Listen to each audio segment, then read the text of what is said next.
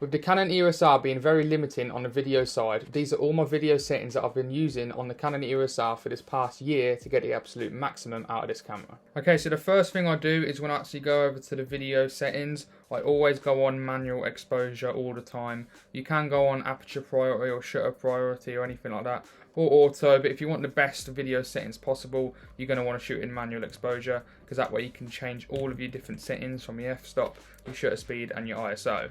So if we go through the actual menus first, I like to either have this layout or this layout because you get all the information possible. You've got the histogram up here, you've got what settings you're going to shoot in, what focusing type you've got, how much left you've got recording, and then you've also got your audio levels here as well. So I love having this one on because you can actually see if your audio is being tracked, because I can't tell you how many times, I think 2 or 3 times now when I've been out vlogging, the mic's not been plugged in properly. And I think a couple of times it's actually saved me because I've seen that's not moved. So that is a really crucial way to actually see what you're shooting in. But if we actually first get into the actual menus itself, we'll talk about the main quick menus. So as you can see, for the focusing, I really only do one of two methods really. So I use the tracking priority. This is so I can obviously track people moving, track cars, track anything. And if I'm doing talking head stuff like you saw at the start of the video, I'll always have the eye tracking enabled as well, so you can disable it and enable it, but I always have it enabled because it's so accurate. If I'm shooting in 1.AF, that's also the other one I normally use if I'm doing like product videography, or if I just want an actual certain thing to be in focus all the time and I can control where the focus point is at. Like if I want to now, you can do this in the other one, but it's just easier because if I was on tracking it might quickly switch, but if I know, I'll change this just so you can see it better to that. Just so you know he's in focus, and so he's in focus as well. So they're the main two focus methods I actually use. And now of course if I want to use manual focus as well, there's a few settings in the manual focus that we'll go into now. So if we actually go into the menus, I've got a RF 50mm on, so I actually have to go over to the focus mode and manually change it to manual focus. And then for the manual focus settings, really you've got manual focus peaking settings. Now this is really helpful. You've got them on like your monitors and everything like that, but this camera actually comes with it as well, which is really nice. So what I've got it on, and then I've got it on level high, and then I've got it on color red. And then what that does, when I focus on Spider-Man, let me click on him. When I actually focus on Spider-Man, you can see he's red anyway, so it's hard to see, but it all turns red. So if I now want to focus on the other Spider-Man while the focus point is still there, you can see the white turns into red, but if I go too far it comes out. So as soon as I go red, I know he's in focus. So that's a really nice thing about focus peaking, is that the camera tells you if it's in focus or not, and you don't need an actual monitor to be able to do it. So that's another thing that I really like. And also I've got focus guide on, so if you turn it off, this is what you get. And obviously with peaking, I know he's in focus there, and then I also know Spider-Man's in focus when I see the red. But with the focus guide, I always have it on. I like it because as you can see the 2 arrows, so if I click on this Spider-Man over here, when them 2 outside arrows meet the middle one, it goes green, so you know it's perfectly in focus.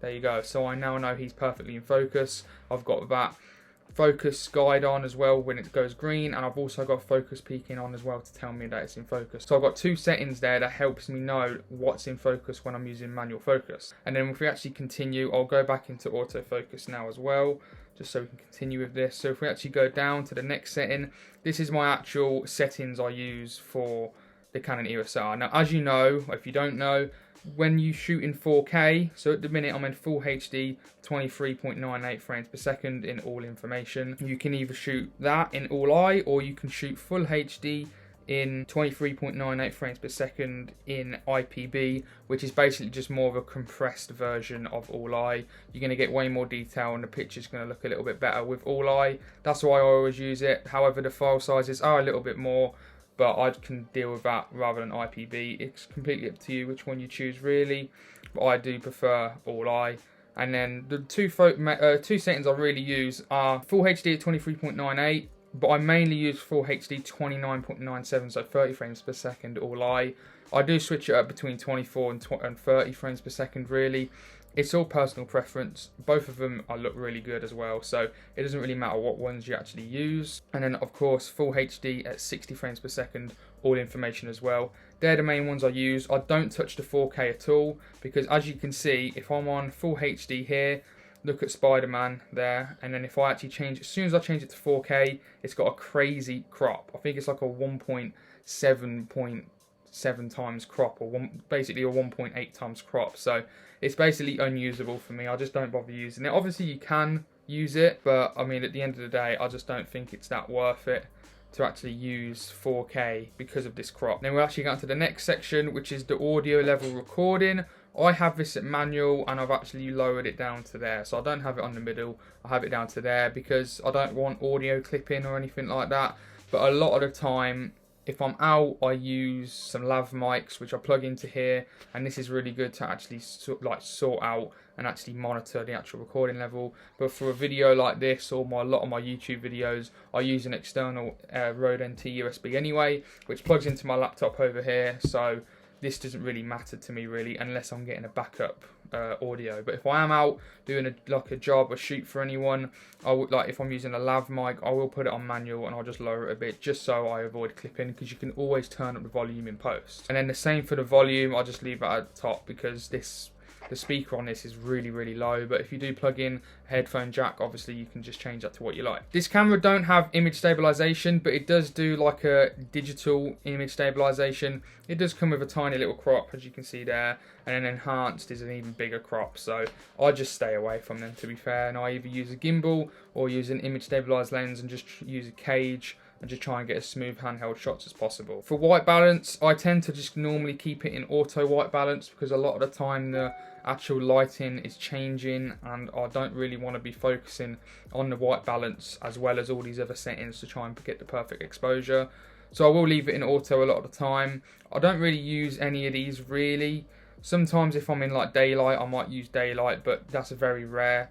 And then obviously if I do want to actually change my white balance myself, I'll go over to the Kelvin and actually change the Kelvin myself. Just make it so it looks realistic to me. But a lot of the time I do stick in auto white balance, but it's up to you which really you want to use. And that's the main ones here as well. And as you can see down here, Servo Af, I normally always keep that on rather than off. I just always keep that on no matter really what I use.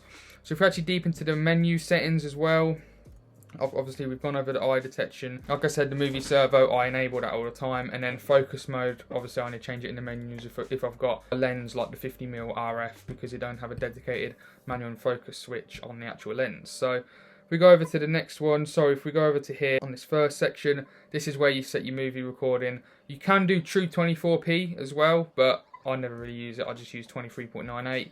And then the high frame rate as well. As soon as you enable that for 120 frames per second, the quality unfortunately goes down to 720p. And some people have tested it and it doesn't actually look that different, but I used it once for a product shoot to get 120 and the quality did not look good at all in my opinion. So I just stay away from the 120 frames per second overall. If you really want 120 frames per second and you're not bothered about the quality difference, then I really do suggest, if you want, you can go for the 120, but I just never use it. I only use 60 frames per second. And then for movie cropping, I don't want any cropping, so I just have it disabled. Sound recording, we've gone over manual. And then time code as well, I don't really touch any of this, so I just leave it.